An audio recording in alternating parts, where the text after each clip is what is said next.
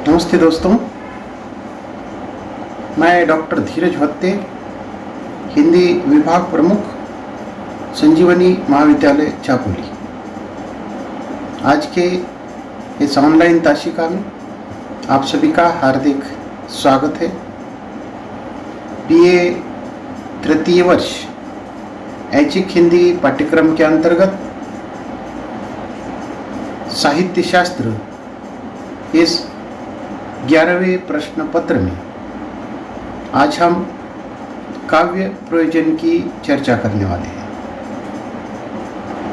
तो काव्य शब्द के लिए साहित्य शब्द का प्रयोग किया जाता है, जिसकी चर्चा इसके पूर्व हमने की है।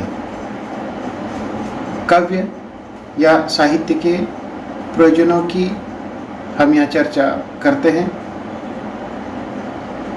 सृष्टि के निर्माण में विधाता का कोई न कोई उद्देश्य निहित होता है। उसी प्रकार मनुष्य अपने प्रत्येक कार्य किसी न किसी उद्देश्य को लेकर ही करता है। निरुद्देश्य कार्य कोई भी नहीं कर सकता। हम हमेशा काव्य हेतु और काव्य प्रयोजन में गड़बड़ी कर देते हैं। अक्सर इन दोनों का एक ही अर्थ हम लेते हैं। इन दोनों का अर्थ एक नहीं है। दो शब्दों को स्पष्ट करना ही है तो हम उसको इस प्रकार कर सकते हैं। काव्य हेतु को काव्य कारण भी कहा जाता है और काव्य प्रयोजन को उद्देश्य भी कहा जाता है। हेतु कारण है, प्रयोजन उद्देश्य है।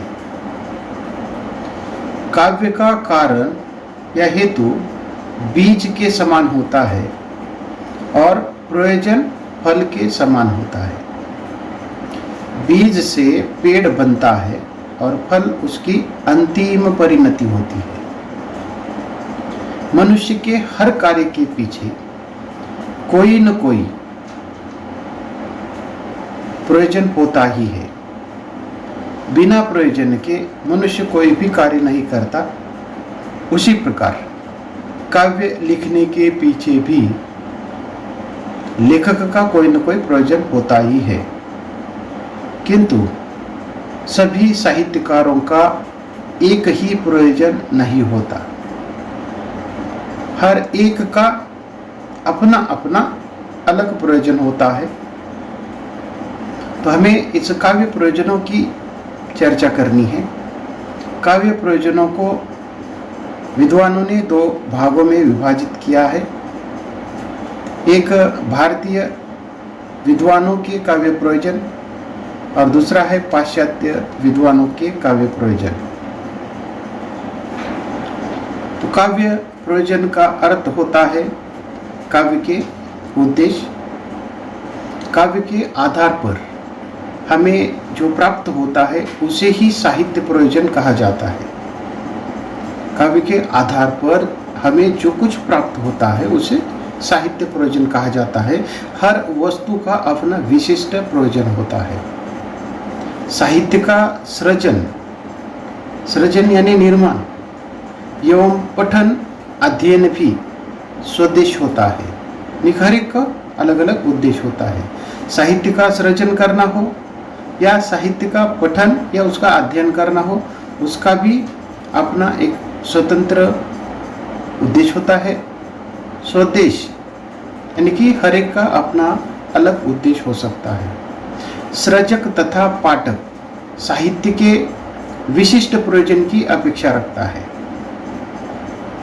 हर कोई एक विशिष्ट प्रकार का प्रयोजन रखता है, चाहे वह सृजक हो, निर्माता हो, लेखक हो या फिर पाठक हो। विशिष्ट प्रयोजन की अपेक्षा रखता है। देश, काल और युग प्रवृत्तियों, रुचियों एवं आवश्यकताओं के अनुरूप यह जो प्रयोजन है वो बदलता रहता है। वैसे साहित्य का प्रयोजन उसके स्वरूप, उसकी प्रकृति पर निर्भर करता है। भारतीय तथा पाश्चात्य दृष्टिकोण के अनुसार इसमें भिन्नता देखी जा सकती है। भारतीय दृष्टि आध्यात्मिक होने के कारण इसे आध्यात्मिकता को आधार बनाकर काव्य के प्रयोजन स्पष्ट किए गए हैं। तो दूसरी ओर पाश्चात्य दृष्टिकोण भौतिकवादी होने के कारण वह भौतिक सुखों को प्राधान्य देते हैं। तो इस प्रकार यहाँ दो आधार दिखाई देते हैं या दो दृष्टिकोण अलग अलग दिखाई देते हैं। एक भारतीय विद्वानों का जो दृष्टिकोण है वह आध्यात्मिक होने के कारण आध्यात्मिकता को केंद्र में रखकर या उसके आधार पर काव्य के प्रयोजन बनाए हैं, और पाश्चात्य का जो दृष्टिकोण है वो भौतिकवादी होने के कारण वह भौतिक सुखों को प्रधानता देते हैं। तो हम भारतीय विद्वानों द्वारा प्रस्तुत साहित्य के या काव्य के प्रयोजनों को देखते हैं। सर्वप्रथम संस्कृत आचार्यों द्वारा प्रस्तुत किए गए जो साहित्य के प्रयोजन हैं, जिसमें संस्कृत के आचार्यों ने सृजक और पाठक इन दोनों को दृष्टि में रखते हुए काव्य के प्रयोजन पर विचार किया है। इस दृष्टि से सर्वप्रथम जो नाम आता है वह आचार्य भरत मुनि और उनके नाट्यशास्त्र का हम उल्लेख कर सकते हैं। भरत मुनि ने नाट्यशास्त्र में जो काव्य का प्रयोजन बताया है, तो नाट्यशास्त्र के नाम के अनुरूप ही नाट्य प्रयोजन की उन्होंने उसके अंतर्गत चर्चा की है। भरत मुनि के अनुसार वे इस नाट्यशास्त्र को दृष्टि में रखते हुए साहित्य की जो प्रयोजन की व्याख्या उन्होंने की है, उसके अंतर्गत वे लिखते हैं कि दुखार्ताना श्रमार्ताना शोकार्ताना तपस्वी नाम विश्राम जनन लोके नाट्य मेतद भविष्यति।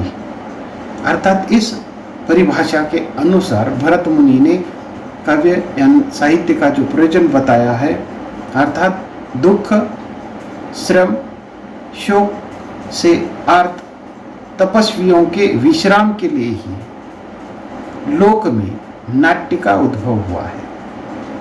अन्य एक स्तर पर काव्य प्रयोजन की ओर वे संकेत करते हुए लिखते हैं कि धर्म यश आयु वृद्धि हित साधन बुद्धि वर्धन एवं लोकोपदेश ही नाट्य प्रयोजन है। तो इस प्रकार भरत मुनि ने दुखों को दूर करना, श्रम करना, शोक से अर्थ तपस्वियों के विश्राम के लिए उन्होंने लोकनाट्य का प्रयोजन बताया है। और इसके साथ ही उन्होंने धर्म यश आयु की वृद्धि हित साधना बुद्धि वर्तन और लोगों को उपदेश करना नाट्य का प्रयोजन बताया है, या काव्य या साहित्य का प्रयोजन बताया है। संस्कृत के महत्वपूर्ण आचार्यों में आचार्य भामा है, और आचार्य भामा ने आचार्य भरत के बाद काव्यालंकार में दो बातों को आधार बनाकर काव्य प्रयोजन की चर्चा की है। आचार्य भामा कवि एवं पाठक को आधार मानकर, और दूसरा जो आधार है वह केवल कवि को आधार मानकर, तो इस प्रकार दो दृष्टि से उन्होंने काव्य के प्रयोजन बताए हैं। कवि और पाठक को आधार मानकर काव्य का उन्होंने जो प्रयोजन बताया है उसमें वे स्पष्ट करते हुए लिखते हैं कि धर्मार्थ काम मोक्षेषु वैचक्षव्य कलासुच्च करोत कीर्ति प्रीतिच साधु काव्य निवेशनम। इस परिभाषा के अनुसार आचार्य भामा धर्म अर्थ काम मोक्ष कलाओं में विलक्षणता पाना, कीर्ति और आनंद की उपलब्धि करना काव्य का प्रयोजन कहा है। जहाँ तक कवि का काव्य प्रयोजन रचना के प्रयोजन से उसका संबंध होता है, आचार्य भामा के अनुसार सत्काव्य की रचना करके कवि यश की अमरता प्राप्त करता है। जैसे कि सत्काव्य की रचना करके कवि यश की कामना कर सकता है। तो इस प्रकार अर्थ, धर्म, अर्थ, काम, मोक्ष और कलाओं में विलक्षणता पाना, कीर्ति और आनंद की उपलब्धि ही काव्य का उन्होंने प्रयोजन बताया है। उसके बाद आचार्य दंडी है, और आचार्य दंडी ने वाणी का महत्व प्रतिपादित करते हुए काव्य रचना के दो प्रयोजन बताए हैं। पहला ज्ञान की प्राप्ति करना और दूसरा यश की प्राप्ति करना है, यानी कि ज्ञानार्जन और यश प्राप्ति है। ज्ञान का अर्जन करना और यश की प्राप्ति करना, ये दो जो प्रयोजन हैं काव्य प्रयोजनों के अंतर्गत उन्होंने बताए हैं। उसके बाद आचार्य वामन ने कर्ता की दृष्टि से, कर्ता यानी कवि, कार्य करने वाला, कर्ता की दृष्टि से काव्य प्रयोजन पर प्रकाश डाला है। इन्होंने दृष्ट और अदृष्ट रूप में काव्य के दो प्रयोजन माने हैं। प्रीति या आनंद की साधना एवं कवि को कीर्ति प्राप्त करना आदि को उन्होंने काव्य का प्रयोजन माना है। तो इस प्रकार इन्होंने दृष्ट और अदृष्ट, जो दिखाई देता है और जो दिखाई नहीं देता है, अदृष्ट रूप में दो प्रयोजन माने हैं, जो कि प्रीति या आनंद की साधना करना है, जो अदृश्य है, अदृष्ट है, और दूसरा कवि को कीर्ति प्राप्त करना है, कवि की कीर्ति, यश प्राप्ति। तो इस प्रकार जो दृष्ट है, तो इस दृष्टि से आचार्य वामन ने प्रीति या आनंद की साधना और कवि को कीर्ति प्राप्त करना, ये दो काव्य प्रयोजन माने हैं। उसके बाद आचार्य रुद्रट ने काव्य प्रयोजन के अंतर्गत यश को अधिक महत्व दिया है। साथ ही वे अनर्थ का नाश और अर्थ की प्राप्ति को भी काव्य प्रयोजन मानते हैं। अनर्थ के नाश से पाठक और श्रोता सुख आनंद की प्राप्ति करता है। तो इस प्रकार आचार्य रुद्रट के अनुसार यश को उन्होंने अत्यधिक महत्वपूर्ण स्थान दिया है, और साथ ही वे काव्य प्रयोजन के अंतर्गत अनर्थ का नाश करना और अर्थ की प्राप्ति को भी उन्होंने काव्य प्रयोजन के अंतर्गत स्थान दिया है। अनर्थ के नाश से पाठक और श्रोता सुख आनंद की प्राप्ति करते हैं। अनर्थ है और इस अनर्थ का नाश करना है, जिसके कारण पाठक और श्रोता इन दोनों दृष्टि से, इन दोनों को उन्होंने दोनों के काव्य प्रयोजन मानते हुए दोनों के लिए उन्होंने सुख आनंद की कामना की है, या सुख आनंद प्राप्ति ही उनका काव्य प्रयोजन रहा है। उसके बाद आचार्य आनंद वर्धन है। आनंद वर्धन काव्य प्रयोजन के अंतर्गत वे आनंद की प्राप्ति को काव्य का प्रयोजन मानते हैं। दूसरे शब्दों में रसास्वादन को वे काव्य का प्रयोजन मानते हैं। तो इस प्रकार आनंद की प्राप्ति करना काव्य का प्रयोजन है। आनंद की प्राप्ति का ही अर्थ रसास्वादन है। रस का स्वादन करना है, आनंद की प्राप्ति को ही उन्होंने काव्य का प्रमुख प्रयोजन माना है। इसी के साथ आचार्य अभिनवगुप्त, आचार्य कुंतक आदि ने भी काव्य प्रयोजन पर अपने विचार व्यक्त किए हैं। इन सभी में आचार्य मम्मट का जो दृष्टिकोण है, थोड़ी सी विस्तृत परिभाषा देते हुए काव्य का जो प्रयोजन है उन्होंने बताया है। तो आचार्य मम्मट लिखते हैं कि काव्य यशस्स कृते व्यवहार विदे शिवेत रक्षिते सत्य परिनिवृत्ति ये कांता समित उपदेशो ये। तो इस परिभाषा के अनुसार काव्य का जो प्रयोजन है वह यश, अर्थ प्राप्ति, व्यवहार की शिक्षा देना और जीवन के शिव पक्ष की रक्षा करना। इसका जो साथ है उन्होंने जो महत्वपूर्ण शब्द प्रयोग किया है सत्य परिनिवृत्ति, अर्थात काव्य पढ़ते ही शांति अर्थात आनंद की प्राप्ति होती है। तथा कांता समीप उपदेश युजे। कांता शब्द का जो अर्थ है वह पत्नी है। पत्नी के समान उपदेश करना भी काव्य का वे प्रयोजन मानते हैं। तो इस दृष्टि से आचार्य मम्मट की ये जो काव्य प्रयोजन से संबंधित जो परिभाषा है उसके अंतर्गत वे काव्य यशस्य कृते विभार विते शिवित रक्षिते सत्य परिनिवृत्ति ये कांता समीप उपदेश युजे।